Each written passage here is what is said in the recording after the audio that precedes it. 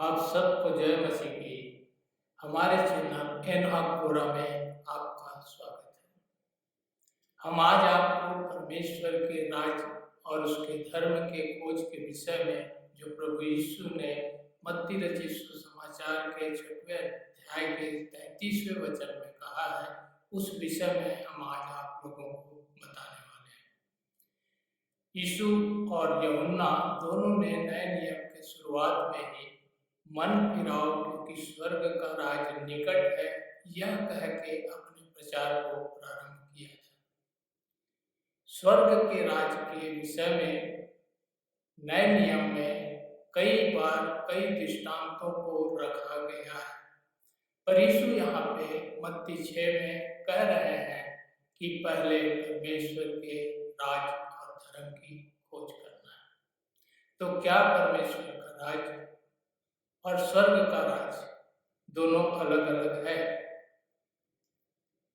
एक दृष्टि से देखा जाए तो परमेश्वर का राज और स्वर्ग का राज दोनों एक ही है, क्योंकि इन दोनों राज्यों में केवल एक ही स्वामी है, एक ही राजा है, सर्वशक्तिमान परम प्रधान परमेश्वर यहोवा, जिसने सारे सृष्टि की रचना की है और सारी सृष्टि जिसकी ओर आशा भरी दृष्टि से देखते रहती है। इस मायने से तो स्वर्ग का राज और परमेश्वर का राज एक ही है और दोनों के धर्म भी एक ही है। पर जब यीशु ने कहा कि परमेश्वर के राज की खोज करना है और जब हमने इस खोज को शुरू किया तो हमें पता चला कि परमेश्वर के राज और स्वर्ग के राज में कुछ अंतर है। यीशु ने जब मत्ती रचित सुसमाचार के 19वें अध्याय में धनी व्यक्ति के संग में उन्होंने चर्चा की और बताया कि धनवानों का स्वर्ग के राज में प्रवेश करना कितना कठिन है, तो जब यीशु को कठिन शब्द का प्रयोग करना था तब उन्होंने स्वर्ग के राज का नाम लिया है, और जब उन्होंने सरल शब्द का प्रयोग करना था तब परमेश्वर के राज का प्रयोग किया है। तो मेरे प्रियो, स्वर्ग के राज में प्रवेश करना कठिन है, जबकि परमेश्वर के राज्य में प्रवेश करना सरल है।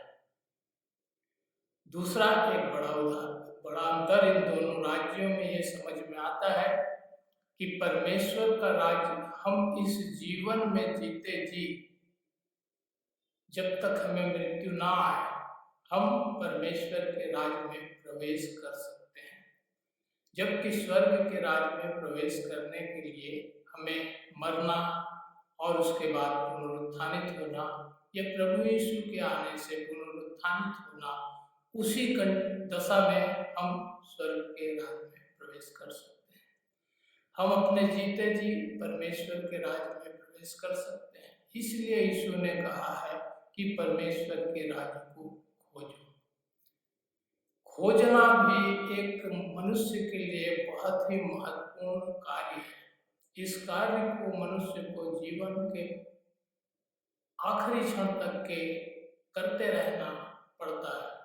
खोज जब हम करते हैं तो हमारे शरीर के सारे अंग एक संग एकजुट होकर बड़ी सूक्ष्मता के साथ में, बड़ी बारीकियों के साथ में हर चीजों को ध्यान में रखते हुए भिड़ जाते हैं। और यीशु ने इसीलिए कहा कि परमेश्वर के राज की खोज करो। यशायाह ने भी अपने 55वें अध्याय में इस बात का वर्णन किया है कि परमेश्वर यहोवा को खोजो। व्यवस्था विवरण 4 में लिखा है कि जब हम परमेश्वर को पूरे मन से और पूरे शक्ति से और पूरे प्राण के संग में खोजेंगे तो परमेश्वर यहोवा हमको मिल जाएंगे। और नए नियम के यूहन्ना 4 में जब हम आते हैं तो वहाँ पे इस बात का वर्णन है कि परमेश्वर तो आत्मा है और उसकी आराधना करने वाले आत्मा और सच्चाई से प्रार्थना करें। तो जब परमेश्वर आत्मा है तो भी से उसकी खोज करना है।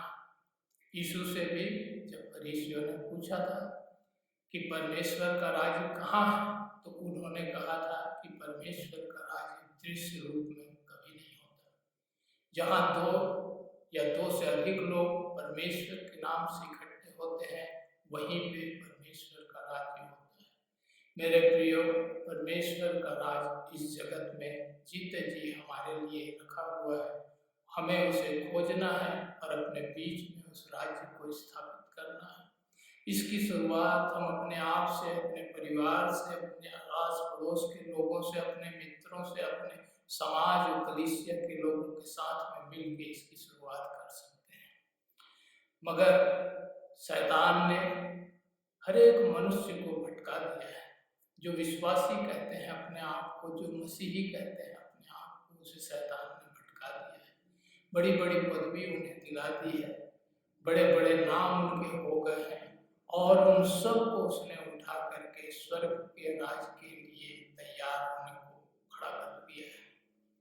आज बहुत से मसीही और बहुत से विश्वासियों से जब हम मिलते हैं तो वे हमें अपने आप को उद्धार पाया हुआ, नया जन्म मिला हुआ और इसी प्रकार के नाना प्रकार की शिक्षाएं जो उन्हें दी गई हैं उसका गलत गलत तरीके से प्रयोग करके निश्चिंत हो गए हैं कि यीशु उन्हीं को लेने के लिए आने वाले हैं और वो यीशु के संग स्वर्ग राज में पहुंचने वाले हैं।